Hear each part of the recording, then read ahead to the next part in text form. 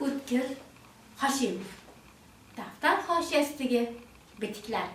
Asarni o'qir ekansiz, inson qalbi va ruhidagi fikrlarni so'z orqali aks ettirilganini anglaysiz. Yurak aqlga, aql yurakka quloq solsa, olam guliston bo'lar edi. Haqiqatda aql bilan ish ko'rilsagina inson qadriga yetadi. Bu asarni o'qir ekansiz, hech qayerda tutilmaysiz. Yozuvchining so'zlarini o'z o'rnida ishlata bilganga tasanno qilasiz. Yozuvchining har bir gapi mag'zini, kishining qalbiga orom, ko'ngliga xotirjamlik beradi. O'qing, ishoning.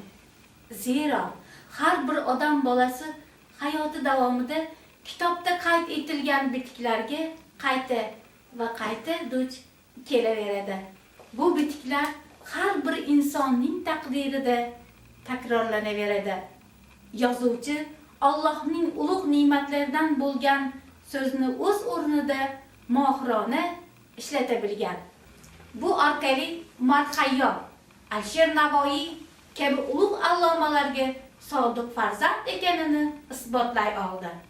Bu ko'pdan beri siz qo'ldan qo'ymay o'qib kelayotgan kitob. Bu ko'pdan beri siz farzandlaringiz, yaqinlaringiz o'qishlarini astoydil istayotgan kitob. Bu siz va biz haqqimizdagi kitobdir. Xavfli odam. Yaxshiga ham, yomonga ham birdek yaxshi ko'rinishga urinadigan odam eng xavfli odamlar. Pul makruh narsa. O'zini yupatadi va bora-bora qashshoqqa aylanadi. Boyvachcha shunday deb o'zgalarni yupatadi va bora-bora boy otaga aylanadi. Haqiqat shu qadar shirinki, tatib ko'rging keladi. Shu qadar achchiqki, tilingni kuydiradi. Kulgu va yig'i. Kulishni bilmaydigan odam baxtsiz odam. Yig'lashni bilmaydigan odam ikki hissa baxtsiz. Belgi. Maqtanchoqlik qarilikning birinchi belgisidir. Ko'zgu. Ayol kishi behudaga o'zini ko'zguga solaversa, hushyor bo'ling. Bir gap bor. Farishtalar, xonadoningizda keksa odam bormi? Siz baxtli ekansiz. Dunyo tashvishlardan to'yib ketsangiz, shularni ziyorat qiling. Hayot abadiy emasligini o'ylab, taskin topasiz. Xonadoningizda go'dak bormi? Siz ham baxtli ekansiz. Dunyo tashvishlardan to'yib ketsangiz, go'dakni bag'ringizga bosing. Hayot abadiy ekanini o'ylab, taskin topasiz. Sukut oltin. Olimlarning kuzatishicha, xotin qancha kam gaplashsa, oila shuncha mustahkam bo'lar ekan. Xomsut emgan odam 3 ta narsaning qadrini doim kechikib biladi.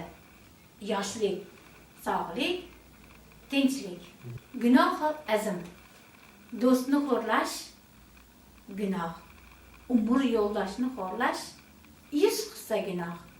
Ota-onani xo'rlash 1000 hissa gunoh. Go'dakni xo'rlash esa cheksiz gunoh. Bekorchilik. Ish ko'pligi-yu, vaqt yo'qligidan nolimang. Vaqt ko'pligi-yu, ish yo'qligidan qo'rqing.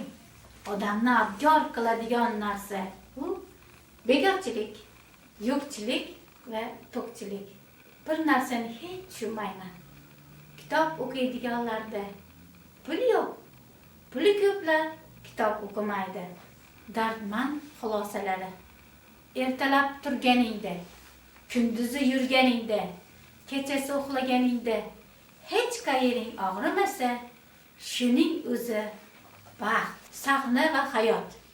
Sahnadagi o'yin hayotdagi o'yinlar oldida o'yinchoqdir. Kim kuchli? Ayol kuchlimi? Erkakmi? Ayol kuchli. Xotin kishining makri 40 tuyaga yuk bo'ladi. Erkak kuchlimi? ayolmi, erkak kuchli 40 tuyaning yukini yelkasiga ortib oladi-da, chopqillab ketaveradi. Azob. Erkak uchun so'qqabosh qolish, ayol uchun e'tiborsiz qolishdan ortiq azob yo'q. Ayollarga maslahat.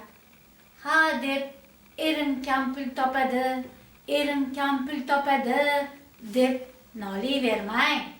Erkak kishi qancha ko'p pul topsa, xotini shuncha ko'payadi.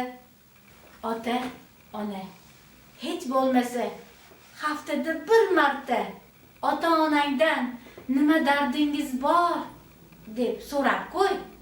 Ular senga dardini aytmasligi mumkin, ammo ko'ngli ko'tariladi.